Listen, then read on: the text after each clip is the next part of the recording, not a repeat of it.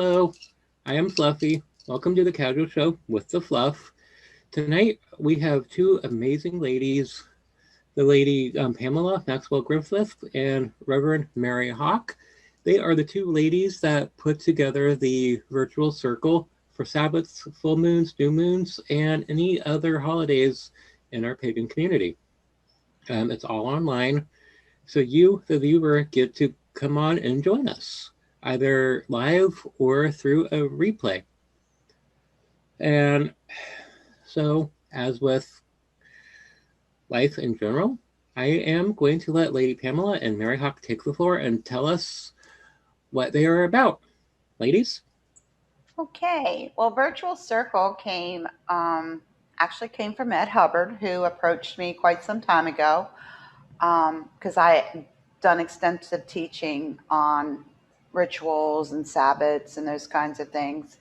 And he asked me would I do a year of rituals. And I was like, whoa, okay, you do them anyway. So since COVID, we're online. It's teaching rituals. So what you see is some of the rituals seem very basic, and that's because we're teaching. A lot of people don't know how to do a ritual, never done it in a group before. And that's kind of who our audience is. The rituals are actually posted so people can download them and keep them. That was a big thing that Ed asked me if I would be willing to release my rituals, which sometimes it's like birthing children when you birth a ritual. Some of them you want to get rid of and some of them you don't.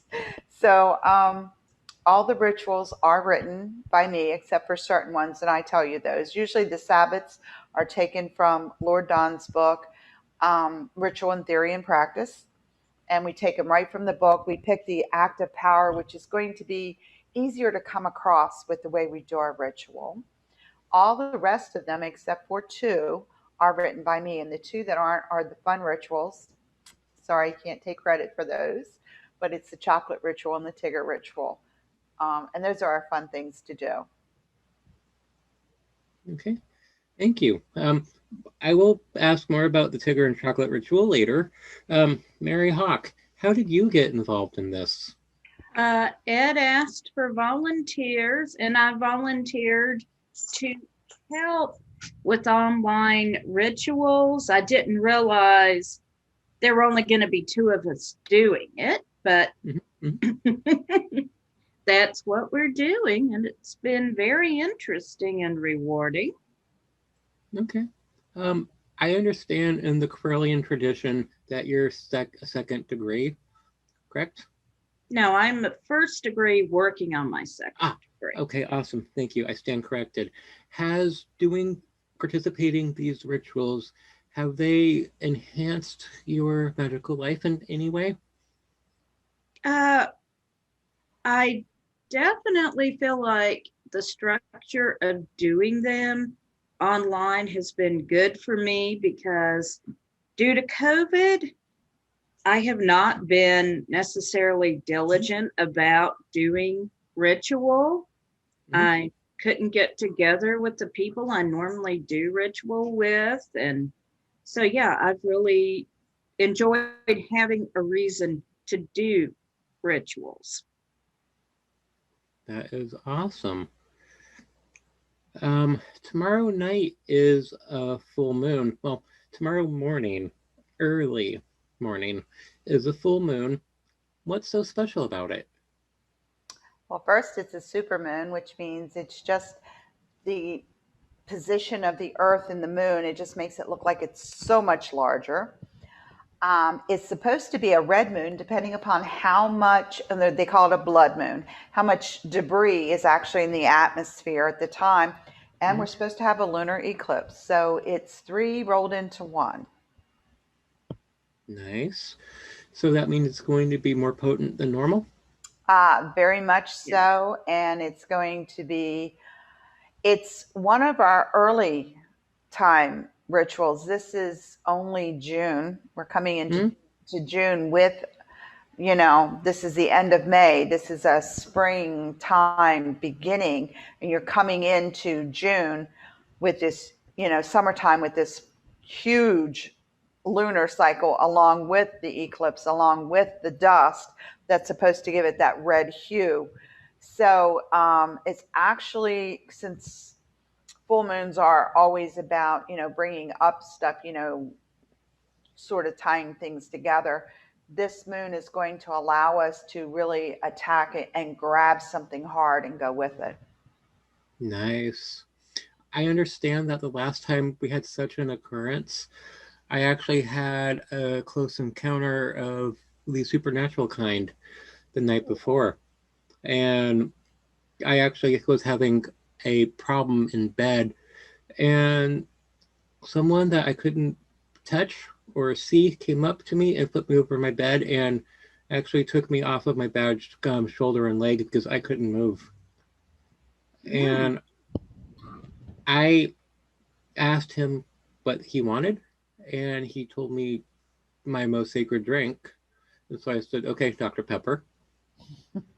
And he shoved me back down on my bed and told me to do it the next day. So, and this was the same confluence of events that's happening tomorrow. So I have high expectations of what's going to happen, and I'm making moon water. I was going to say this is the perfect time to charge your tarot cards, all of your crystals, get your moon water ready. I'm a big proponent of always having water on the windowsill at a full moon, because I use a lot of water in a lot of our ceremonies, and having it charged right there on the windowsill every full moon without doubt really works. Yeah. Yeah. I ran out of moon water from that occurrence, and I was sad because I didn't make enough. I have several bottles sitting outside, so I am happy. Mary, do you do moon water? Do you plan on charging anything for the next full moon?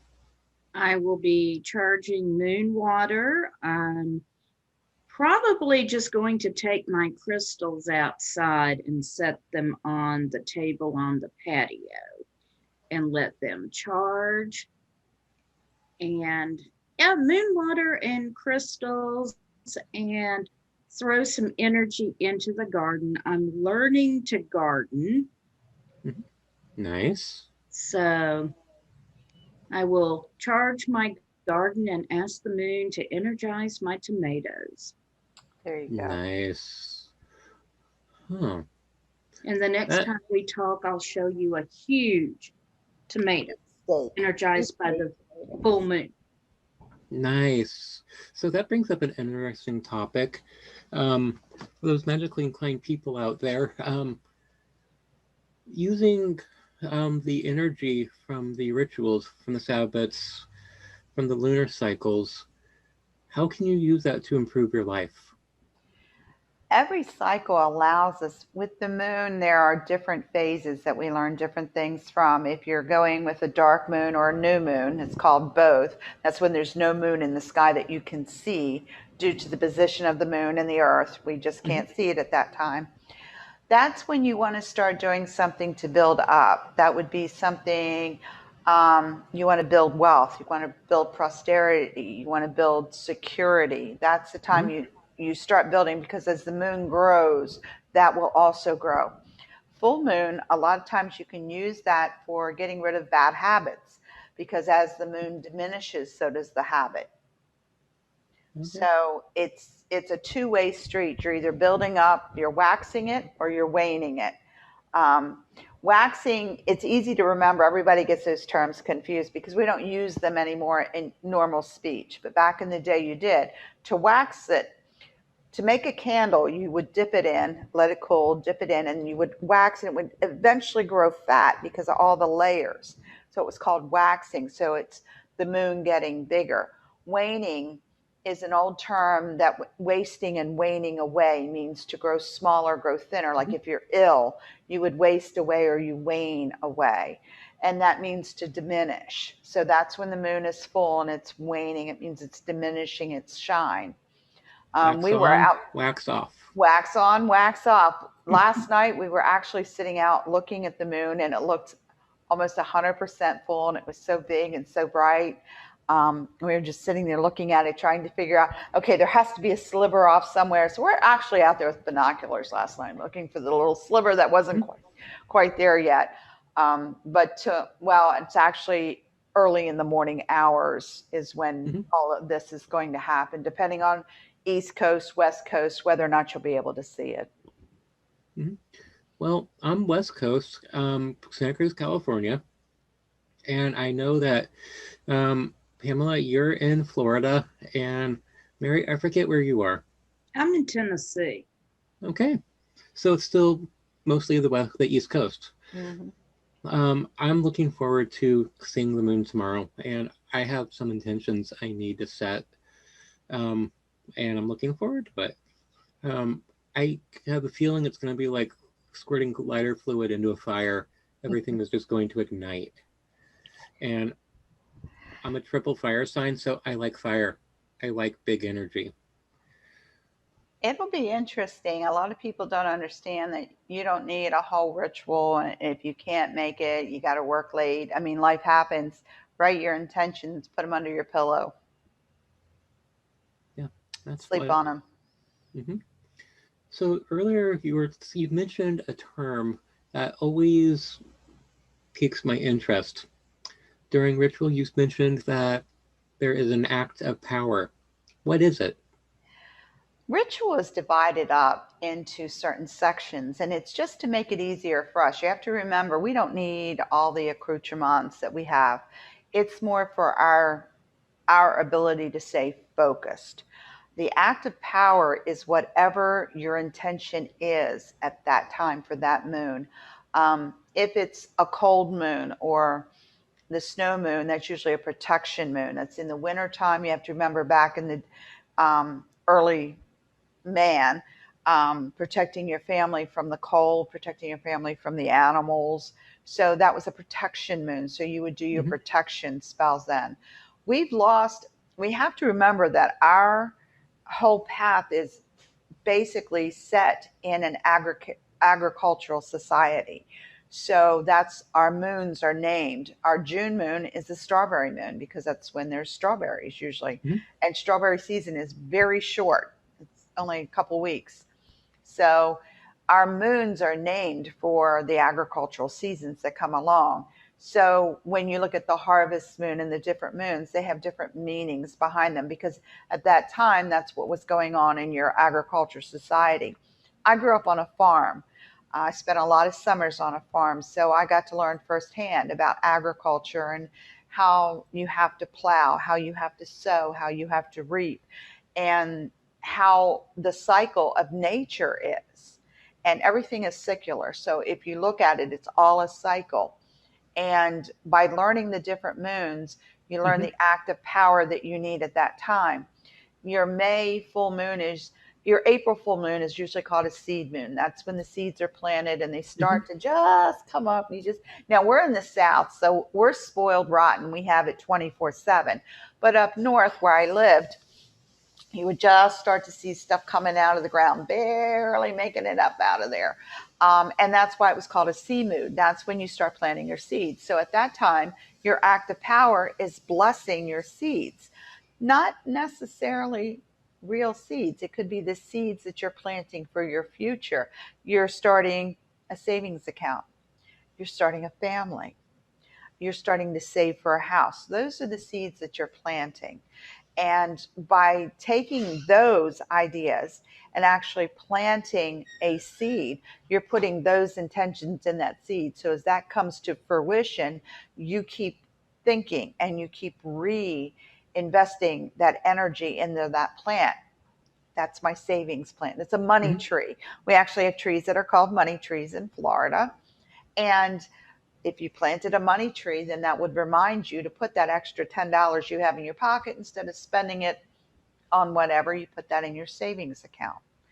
Mm-hmm. So it's taking the agricultural society that we have and tweaking it for the society we have now, but using the same terminology and the same ideas. We have to grow. Any idea has to grow. And in order to grow it, you have to plant it, you have to feed it, you have to give it attention.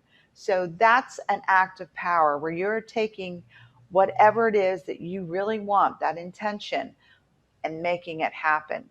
So if it's protection, you do protection jars, the little witches' protection jars, plant them in Hmm. the front yard. If it's money, then you start that savings account. Every ritual, you put another dollar in that savings account. That's $24 in a year, not including Sabbaths. So if you include those eight, that's $28 a year. It doesn't sound like a lot, but when you start putting it in and just keep putting it in, it does grow. So the idea of a seed moon is we're growing things. It doesn't necessarily have to be the flowers, but again, with COVID, we're finding out our farmers are very important to us. And Hmm. when we couldn't get things, because we couldn't get fresh vegetables, we couldn't get certain things because they literally could not get it from the farm to the stores because they were using the trucks and the transportation to move protective devices, to move, all kinds of other things that needed to be moved during the pandemic.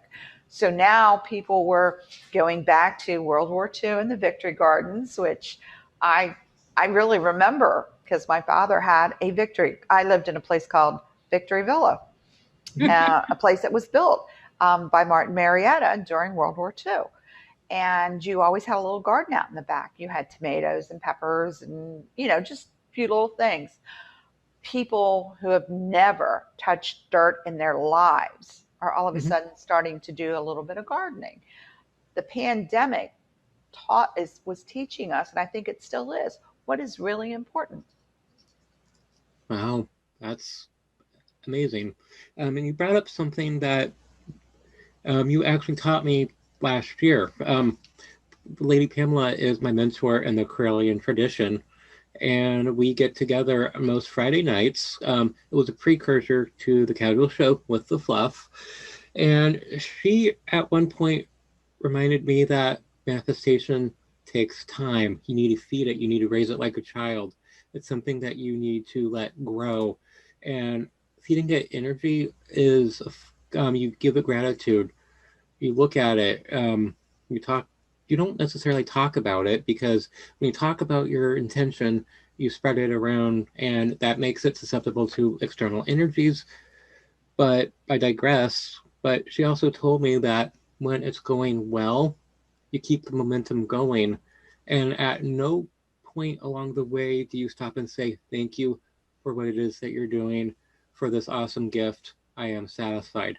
You are telling the powers that be that they did a good job and that the project is done, and then your project is going to fizzle and turn into nothing. What you can do is take a breather and explain that you're pleased with the progress so far, and let's gather our resources and let's get ready for the next long haul. So keep up the momentum or make it go faster. Just like nature takes that little break in the wintertime, sometimes we need that little break, and sometimes our intentions need that little break. Just that little break, give it a little bit more energy, and then boom, before you know it, it'll take off on you. Mm-hmm. Yeah. And people usually give up on their intentions, on their desires and manifestations right before the finish line. They can't see it because there's one final barrier. And take the extra step, and you will find what you're looking for. And you will realize that you already met your goal. You just are too busy looking behind. Many times we're so used to this instantaneous. Everything's instant now. You get paid in your bank account instantly. We're on Zoom. We're instantly in touch with each other. The computers have taken a 10-hour job and made it 4 hours or even 2 hours. Much of society is used to that instantaneous gratification. Um, this is a path that is totally the opposite. And it's a path that you need to focus on for the long haul. It's not a quick fix by any stretch. But if you stick with it, you will be amazed at the wonderful things that happen. I've been on the path for just over 50 years, going into 52. Um, and I have seen changes in myself that are incredible.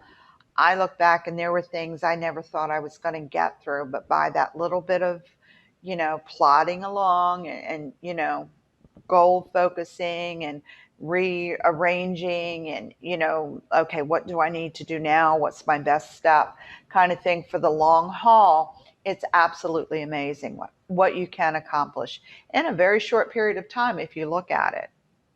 Mhm. Yeah. So, okay, I want to make you blush, but I know it won't happen. And I know the answer, but Okay. I am betting there is some people out there and that's going to be watching this in the Karelian tradition, clothing on or clothing off. I practiced for many years Dianic, which meant clothing off for 10 years.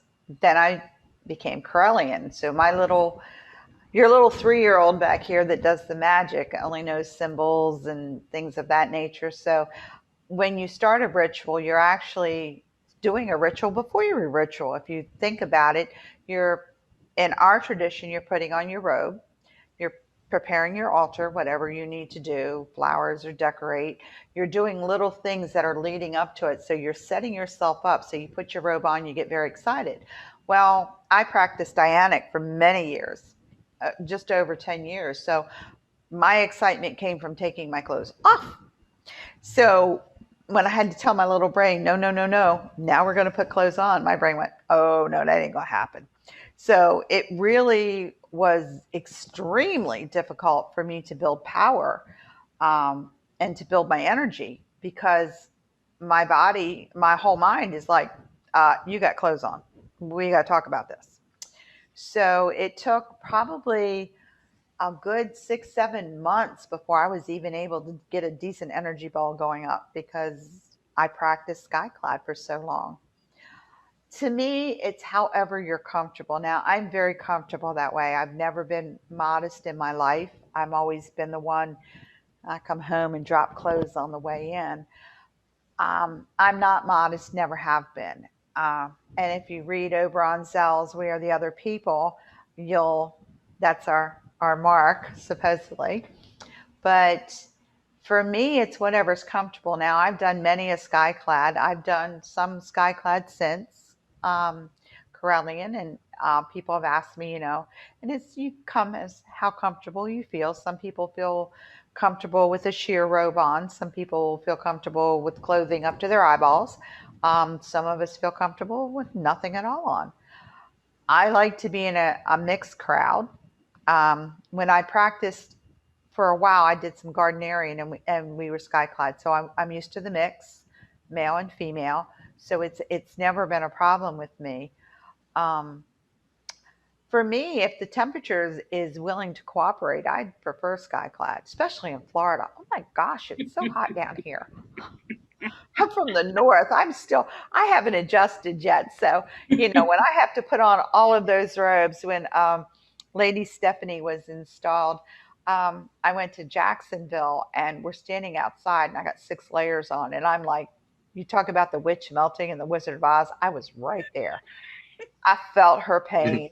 It was awful.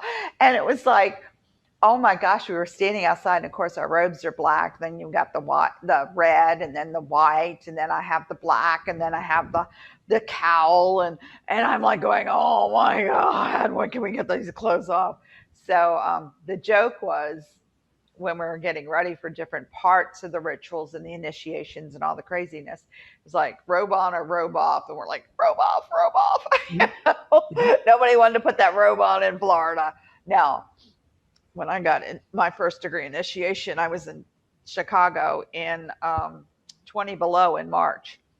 So that's when I wanted about 12 or 13 layers on. But, no, I was not going skyclad then. Trust and believe. But each has its own purpose. Part of the skyclad, part of that is to, one, take away the mundane, and two, to bring everybody down to the same level. Because at that point, no one has on, I don't know, guest shirts or, whatever, jeans or, That makes sense. we're all equal at that point because we have nothing but yourself. So there is no upper or lower, there's nothing. We're all exactly the same. It's kind of like the reason they put kids in uniforms in school is to give everybody an equal, because nobody's coming in, with the jackets and the pants that cost, $200 and $300, where the poor kid down here has got Goodwill on because that's all his parents can afford. You're all on an equal level if you're all in uniform. So SkyCloud is similar to that. You're all on an equal level. Nobody higher than anybody else. There is nothing camouflaging you. This is who you really are. There's nothing to hide behind.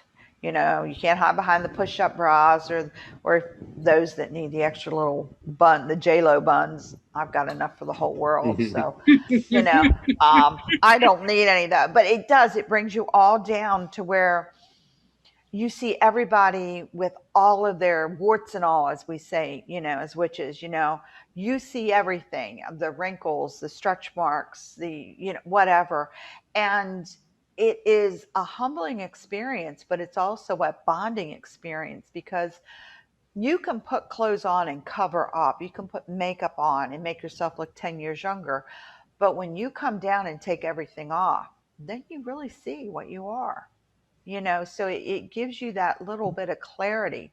This is who I am. I'm a daughter of the goddess, and I am by no means perfect, but I'm accepted by everybody in this group as perfect. So it kind of gives you that thought process. So it's a little bit different. Now, the robes in the Corellian tradition give us a different meaning because our robes are different for the different degrees. So we wear different outfits, different layers, different whatever. And what that does is too, it helps us classify each other. Mhm. It helps us, just like on a team or I was in Boy Scouts for over 15 years, almost 19 years. So the uniforms tell you who's what because of the different neckerchiefs, the different colors. If you have someone in orange one, immediately that's a tiger cub. If he's in light blue, he's working on his wolf, that kind of thing. You can look and see who's where. So uniforms or robe, regalia allows you to see who's who, and it does give you a different effect. But again, when we're all standing there putting our robes on, we all start with the black robe. We're all in black. That's where we start. So it gives you a camaraderie, like, you get together and you bond over that. If you ever get to go to an initiation and you're initiated with somebody else, there's a bonding that goes on because here you're earning the same thing at the same time. So it's a bonding as well as not segregating us, but pointing out who is who. So that Mhm. if you want to talk to a third degree on something that you have a question about, you look for someone who's wearing the red over the black because they're a third degree. If they're wearing the white, they're a temple head or working to become a temple head. They're wearing a black over top of that, then they're an elder. So it gives you that distinguishment of who's who, but we all start out the same because we're all in our black robes. I like that. And I like what you said about how going skyclad brings us all down to the same level. It shows us that we're human, that we're approachable. Um, Earlier today, I was looking at the Corellian membership hub, and there was someone that wanted to talk to the archpriest in the tradition. And we figured Volmar, in particular, understood intuitively that this person wanted us to take him to our leader. And so we told him who to contact. And Donald Lewis, I'm sure he responded fairly quickly as soon as he got the message. And that's one of the things I like about our tradition. Yeah, we are all at different ranks, but we still communicate. Our tradition also differentiates between help and service. When you help someone, there's always a tie to it. You expect something in return. I help you with my homework. I expect you to finish your homework. When you're of service, there is no expectation. You give to give. So if someone calls me and says, I need to talk to you or I need your opinion, my service begins then. I'm at your beck and call. And when you hit a certain degree, um, it become a sage or a crone. Usually you're third degree by then. You have it's an unwritten law. You have to give back. Mm-hmm. There's a give back at that point. And if you look at ages gone by, usually the older sage or crone is the teacher. And we are giving of our knowledge of what we've learned over the years to the next generation so that they can go forward from that point. You're no longer relearning how to make the wheel. You've got the wheel. Now we're adding the parts to it. And that's what happens. Our tradition, Lord Don is very, very big in that. And he's very big to make sure that we're all accessible. No one is above anybody else. Our titles are just because we've earned them. It's nothing to do. I mean, I have, like that. But usually I get called Pam or Pixie is for years. That was my Wiccan name. So it's not a big deal. If we're of service, so we're giving of ourselves. And that's a big difference than most traditions where they do have the hierarchy, so to speak. And if you're down here, you can't speak to anybody up here because they're too busy. Where Don is actually running a tradition that we are in 29 different countries. Our newspaper goes out in 6 different languages. And you would think that this person would be like the Pope, but he is extremely approachable. He doesn't even look at himself like that. Nobody does. So it's that kind of thing that you have to look at. You have to decide. Some people like the pomp and circumstance, and that's great. You can find a tradition like that. I like to think of us, we're all down home country folk. We'll sit Mm-hmm. down, you Mm-hmm. pull up a chair Mm-hmm. and you sit down around the kitchen table and you talk. And if you ever go to an event where there's a group of us, that's what happens. And it's never all the third degrees here, all the second degrees here, and all the first degrees here, because everybody has their robes off. So you just mingle. So you don't know who you're talking to. And it makes it a more unifying group because now everybody's getting a chance to have a say and everybody's showing what they've learned or asking their questions and everybody's able to do it. But we're service based. So Lord Don has really imposed that upon, especially third degrees. It's not how can I help you? How can I be of service? Mm-hmm. Which is a whole different light. So part of that is where this came from, the virtual circle, giving back and helping, especially during COVID, people weren't getting out. And there are many people who just, if you go to church, if you're not the minister, you might not know the order of the church. You might not know what goes on. What do you need to do? Well, as a third degree, I should know what I'm doing, I hope. But at least I can give you a beginning, a basis. You can take those rituals, you can make them your own, you can move on with them. And with COVID, we just couldn't get out and teach anybody because, you weren't allowed to have any more than 2 or 3 people around you. So we're able to reach a much broader base as well as people who aren't Correllian. My rituals many of them have to be tweaked to be Correllian. I have to put God in some of them because there's no God in some of my rituals because I was Dianic for a while. So trust me, no gods are called during a Dianic ritual unless we're going to eat them for lunch. Yeah. Ooh. Good protein source. Really, I mean, that's about the only reason we call them. If we have to have them open a jar, we couldn't get open.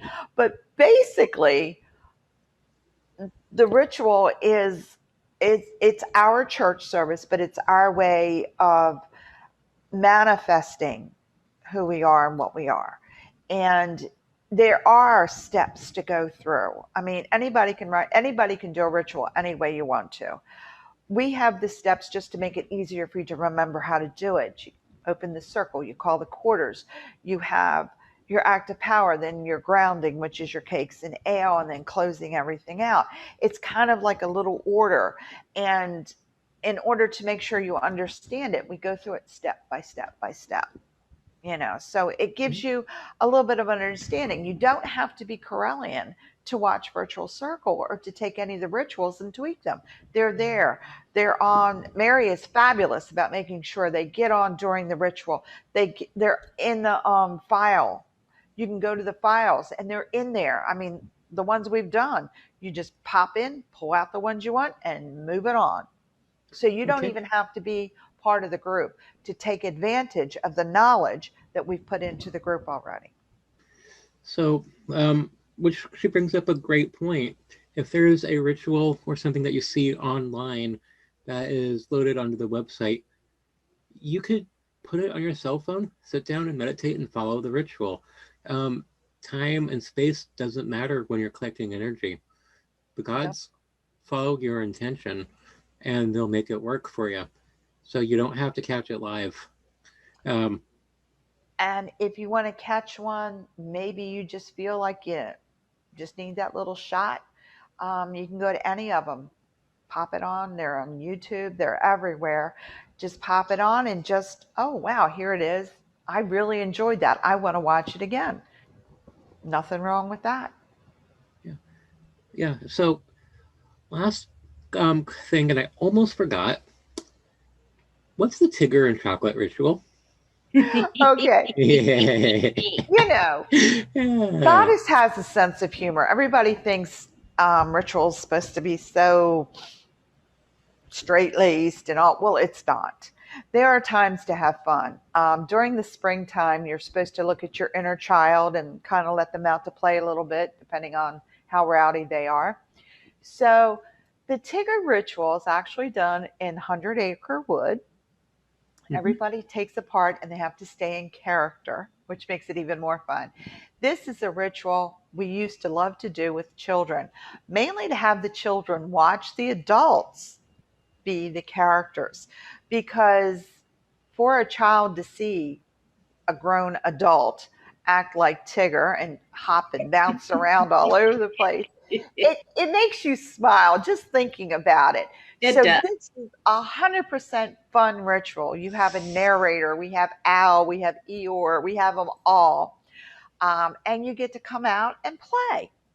So it is an actual ritual with everything that you're supposed to have. We call quarters and everything. And it shows you how much fun you can have. This is also a great one to do with the kids because the kids enjoy it too. Corellians are one of the few familial traditions where we include children in ritual. We include children in what we do. So this is a great one for the kids. This was written, I believe, in the 90s.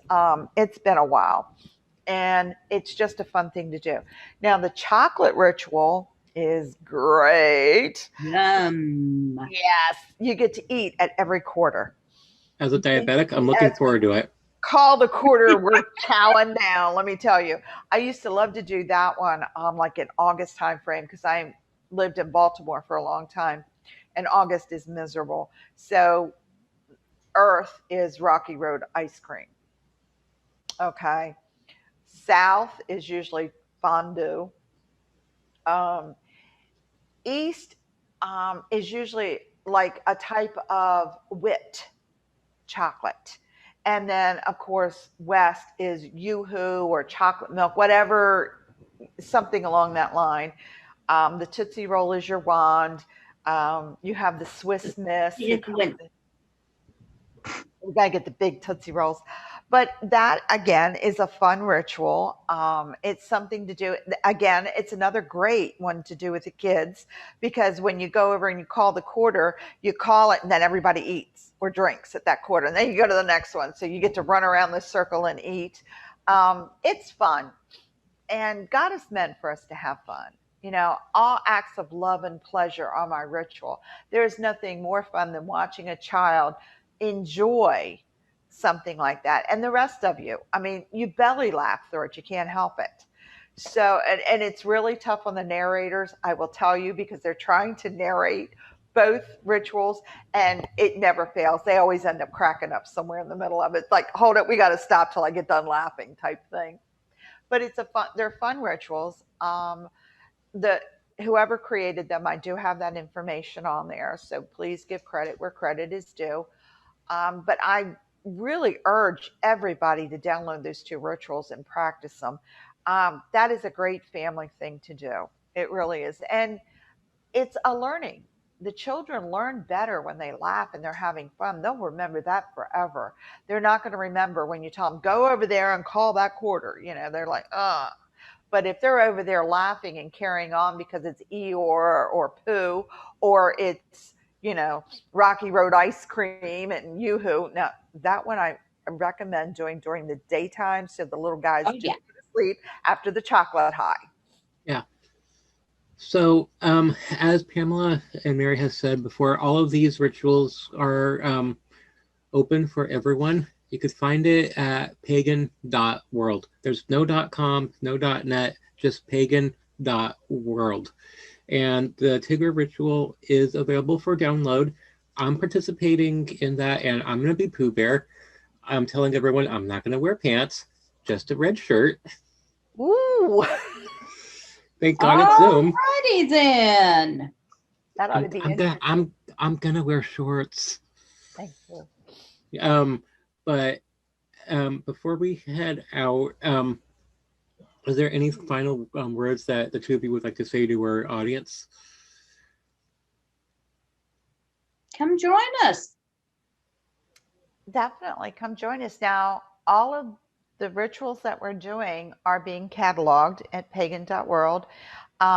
They're going to be accessible at any time to anybody. So it's not something that we're just doing for a year and then we're going to let it sit. They're going to be archived so that they are available. That's one of the things the Corellians have been doing for years, is archiving all of our shows, all of their broadcasts, all their podcasts. They archive all of that. So stuff that was done 15, 20, 30 years ago is actually still available. So if you want to, it's not like it's ever going to go away. It's still out there. It's still accessible. You can download, you can pull it up.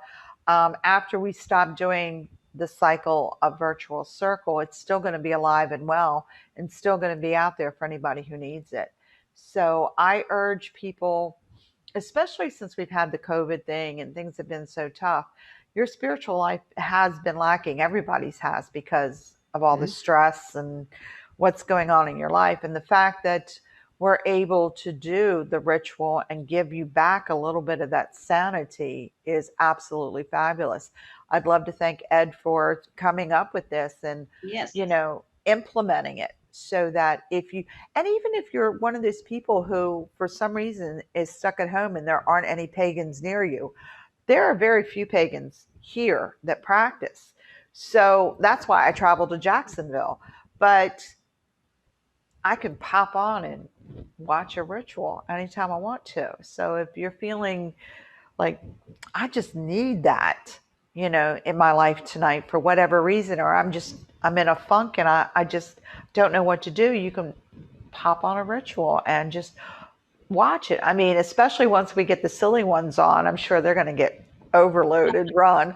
But it's still something that you can pop on and look at, and your spirituality is there. It's helping us. The churches, a lot of the churches around me, I know, especially, we're doing the Zoom stuff just to reach people. But you've also got people who are, for whatever reason, homebound and can't get out. Mm-hmm. And it's very difficult to practice any kind of spiritual life. I don't care what religion you are, if you're homebound, because there's no one to interact with you. Where if you can Zoom in, you can actually, when we're live, you can do it, or even just to watch it afterwards to see what went on. It brings that little bit back to you that you're missing. And I just encourage everybody, regardless of your religious background or whatever it is, find your spirituality. You can find it on a Zoom. All the churches are Zooming. Everybody's Zooming. Your spirituality is a part of who you are as a person, regardless of your path. And the fact that we're able to do this, I think, is fabulous for us. But those that cannot, in their specific pagan paths, get to a meeting or a gathering or a ritual or whatever they're having, being able to jump on and watch something or participate in a Zoom type conference is absolutely uplifting. And I really encourage people to start looking around, regardless of your background, seeing what's out there now, because there's a lot out there. Thank you. Having the virtual circle up and running is something that means a whole lot to me. I can't do my normal group because of COVID, and having just a routine thing that I could count on that happens consistently is making a huge difference. And I appreciate this. I appreciate Pam. I appreciate Mary, and I appreciate everyone else in the tradition because you guys know what you're doing. And I've been kicked out of 3 different groups because I came into this lifetime backwards, where I do things without knowing how to do it, and that intimidates people. And you guys just think it's just kooky, and it just means learning the basics is even more important. And It's actually freeing, because here you are who you are. We don't even ask questions, and that's not true of a lot of traditions. I have to give that out. Yeah. You're free to expand as far as you want and do whatever. I mean, look at you. You've got a show now, which I'm sure you never imagined happening. And all of a sudden, really, you've got a show. You're running a whole show. So our tradition does that somehow. And I'm not sure how, and I'm not sure I want to know how, but it allows you to grow as a person, not just spiritually, but as a whole person. You're a whole person running a whole show. You're interviewing people. You're doing things you probably only dreamed about doing, and now it's come right, to literally. fruition. Yeah. Yeah. And so we're saying, okay, where do you want to go now, Fluff? What is in your heart? What do you want to do? A lot of traditions don't even acknowledge that. And our tradition is, and I can tell you, it happens because somebody asked me, they said, well, I like to do a little video editing, blah, blah, blah. And I'm like, oh, let me tell you who you need to talk to. Boom, boom, boom. Gave him to Sir Ed. Next thing I know, he's doing video editing. So it's like, all you have to do is ask, and it's whatever you want to do. And there are very few limitations on what we can do. Yeah, I mean, that's a very good point. Sir Ed Hubbard, he doesn't like being a lord. He knew that I wanted to be talking to people and doing a podcast and doing all sorts of things along this line. And we were doing Casual Corellian Fridays at the from the end of last year's psychic show on Memorial Weekend. And once Pagan World became a thing, that kind of stopped because everyone became too busy. And I was like, I like this. I need this. I'm going to continue doing it. And so I kept it going. And then Sir Ed came up to me and said, I got a job for you. Do you want to do it? Do you want to take this over formally? And do you want to let it to grow and become its own thing? And hell yeah. Hell yes. And I'm taking with it and running, and I'm having a blast, and I am grateful. And this is the purest form of magic, giving someone the opportunity to shine, to be seen and heard. And that's what we do. I think it's fabulous. I mean, and teaching an old dog new tricks. I mean, shoot, I remember when the first computers came out. So I'm sitting here Zooming with you guys, doing things that I never thought I was going to be able to do, especially at my age. And it's like I'm learning all of this stuff. And we have the capacity to teach anybody anything. And there are My goodness, there's how many orders in the tradition? I'm not even going to lie to you. I don't remember all of them. I don't. But if you want to do something, There's an order for it. and if there's not, You can there's a start form. it. There's a Yeah. form to start one. Hmm. So it's just allowing you to take your magic to the next step. Hmm. Yeah. You know, you're spreading your special kind of magic now, not just on Fridays for Corellian Casual Friday, but you're spreading it with this, you're spreading it in all the other venues that you're involved in now. And Hmm. I know you're busy as crazy because everything's now opening up to you that, and it's kind of cool because we're seeing people grow personally as people.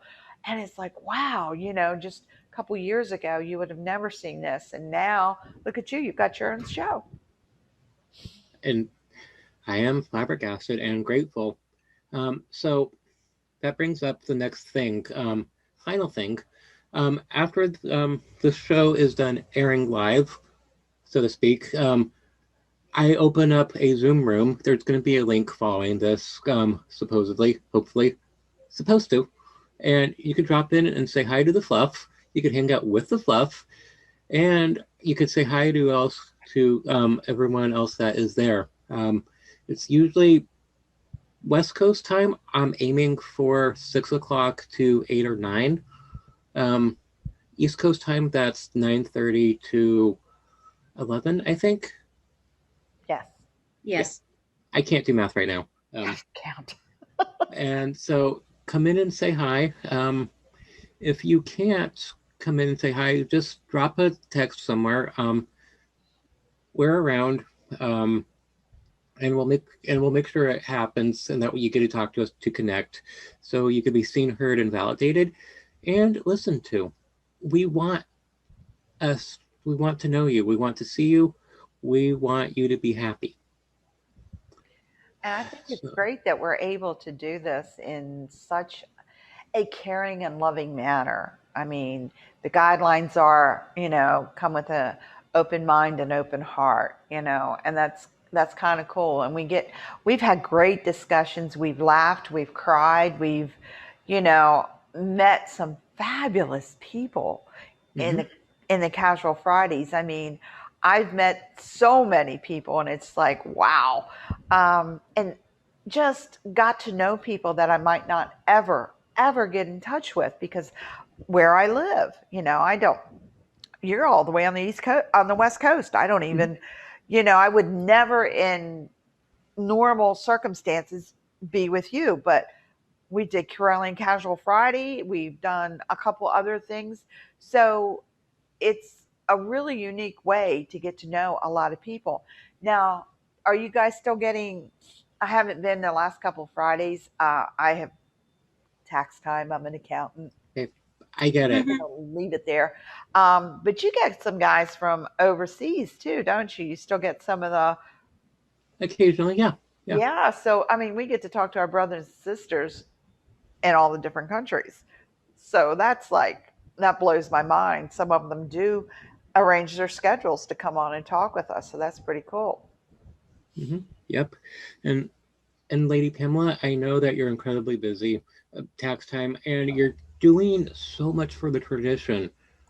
I don't know how you could find the time or the stamina or the attention span. I'm impressed. Um, Believe it or not, um, the tradition allows me to do so much. We're able to film our shows. We go on the road, wherever we're at. It doesn't matter where we're at. All we need is a computer and internet, which is almost everywhere. And we have a show. Hmm. We have Yeah. ritual. So what I like about it is it doesn't matter where I'm at. I've done ritual from other places. I try to do it here because I have an altar set up that's really nice. It's easy It to flip is. open it and do it. But the fact that you can be anywhere and be doing anything, I mean, you can come on and watch the ritual, in your pajamas. That's No, kind of no a pants. special thing. And to me, that's kind of special. And it's kind of like when we get on Corelli and Casual Friday, you come on as you are. Nobody has anything, no up and comings. We come on, we laugh, we talk, we cry, we learn to love each other, and it's like, wow, this is really cool. And you meet the coolest people. You do. Do. Oh yeah. Yeah. And I am actually enamored of your show. I love Aw, it. thank you. It's different. It's never the same. We have different crowds. It's a lot of fun, and we do have serious discussions on occasion, but it's a great place to hang out with like-minded people that if you say something, people don't think you're weird or it's like, oh, that's cool. Tell us more. Mhm. Yeah. So you're accepted for who you are. And I don't think anybody can ask for any more than that, is to be accepted for who you are. True. I agree. I very much agree. So we have run past the point where we're out of time. So once again, shameless plug, as RG would say, go to pagan.world to see the virtual circle, to see Mary Hawk and the Lady Pamela Maxwell Griffin in action. Stay tuned for the after party with the Fluff on the Zoom. Live long and prosper. Sayonara and namaste. Thank you. Namaste.